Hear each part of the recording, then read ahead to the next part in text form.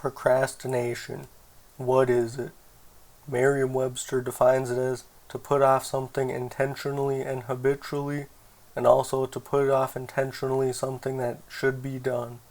This can include things like cleaning your house, doing your schoolwork, things you know that need to get done, but you put it off until later. A lot of us here probably do this weekly since our assignments are due every week. You can also do it at work. Things where you're given a task in the morning and you put it off till right before you have to leave. That's also procrastination. Who is affected? Everybody, pretty much.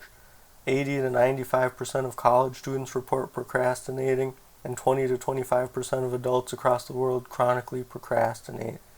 Procrastination is one of those things where it's easy to fall into the trap and form a habit of, oh, I'll do it on the due date. That's when I'll do every assignment. That can lead to 20 to 25% of people across the world doing it chronically, falling into the habit. Now, what causes it? Mental health factors, negative feelings and low confidence, and poor self-control. What are the mental health factors that affect it? Stress and anxiety is a big one. If you're stressed about the task, it's easy to delay it till later. Another one is ADHD. If you have ADHD and know you have trouble focusing, and you know you'll have trouble focusing on the task where you probably won't get it done or it'll take you forever, it's easy to just not want to do it. Another one is depression. One of the causes of procrastination is tiredness and lack of motivation, which can be signs of depression. Now, what are the negative feelings that cause it? If you don't feel confident in your abilities, if you think you won't be able to do it well, if it's too difficult for you, that's a major cause of procrastination. Another one is perfectionism. Always having to do it perfectly. This can happen in a couple ways. One is if you don't think you can do it perfectly, you might put off the task because if I can't do it perfectly, why bother at all? Another one is if you can do it perfectly, but it just is stressful trying to make it perfect, that can do it too. An example of that is in one of my programming classes I took. Every program I would make, I would spend hours after I get it done just trying to improve it to get it as good as possible, and you end up spending all this time for just little to no improvement, and that can make it harder to go into the next assignment knowing you'll spend hours doing almost little to no improvement. Another one is the fear of failure, which is also part of having low confidence. What are the poor self-control things that cause procrastination? Procrastinators, for one, report valuing personal enjoyment more than other people. So this could just be as simple a case as, I don't feel like doing that. I'd rather do something more enjoyable right now instead. Instead of doing my assignment, I'll watch TV. I'll play my game. Another one is just low self-control, meaning you don't have good impulse control. If you sit down to do an assignment but then a distraction pops up, you can't force yourself to just stay doing the assignment. Another one is low self-motivation. You don't have any ambition or motivation to get the task done and to do it well. If you had this, the motivation might just be, I want to do this task well, so I'm motivated to do it. Now, what are the effects of procrastination? Stress is a major one. An example of this is if you get a schoolwork assignment on Monday and then you wait until the due date Sunday night to start, even though you aren't doing it the whole week leading up to it, you'll probably have it in the back of your mind every day thinking about it, stressing you out, knowing, I have to do this, I have to do this. Another one is negative health consequences. These can be like, if you stay up all night doing the assignment right before it's due, this can cause negative health effects. The task can also be worse off because you procrastinated. This could be if you rush to get it done, you don't do as good of a job, you don't take the time to research things.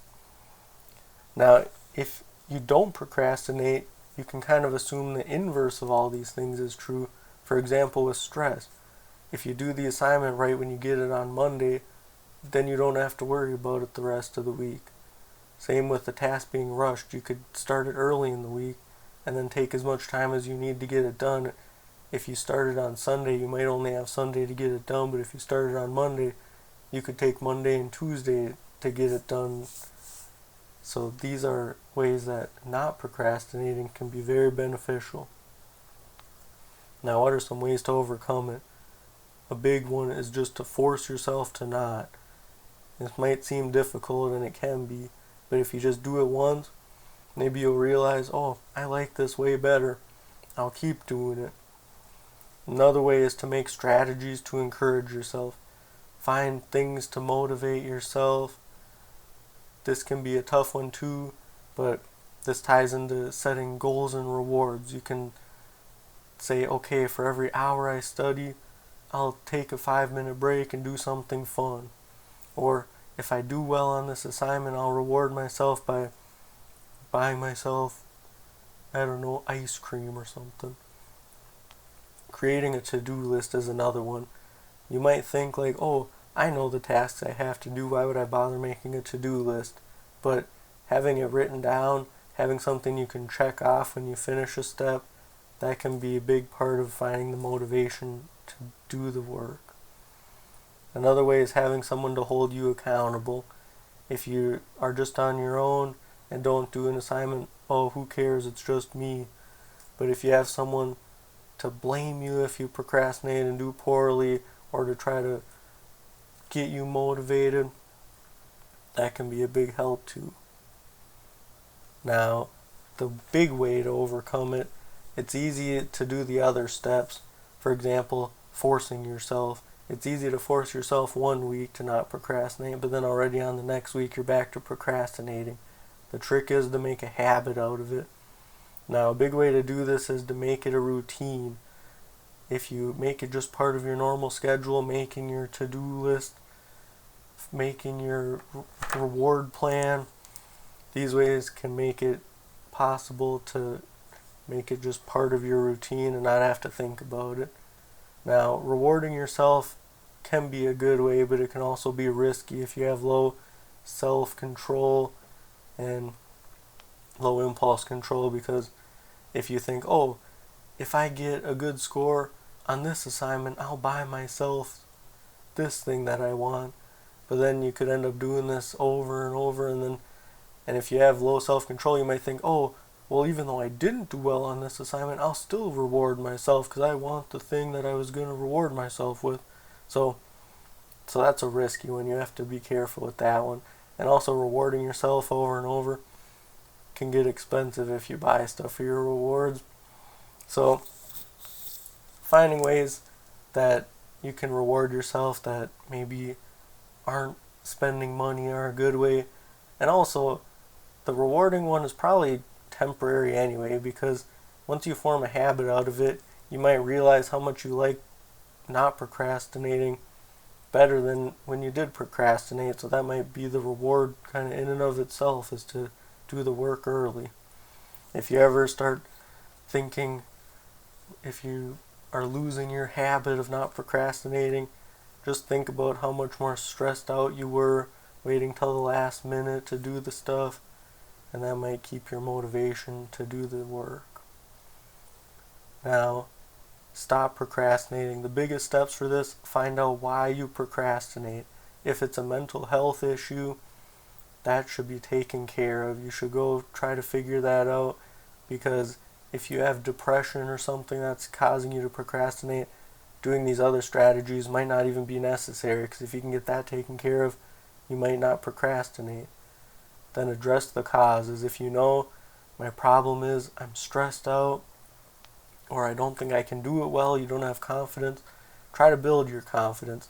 If it's in a specific task that you don't understand very well, like back to my programming class, if I was doing an exam on programming and I was stressed because I didn't feel confident in the material, take the time to try to be confident in it and study more. And then the last trick is, do not fall back into old habits. Once you stop procrastinating, it's real easy to start again. So just make sure you don't fall back into the trap. Thank you, everybody.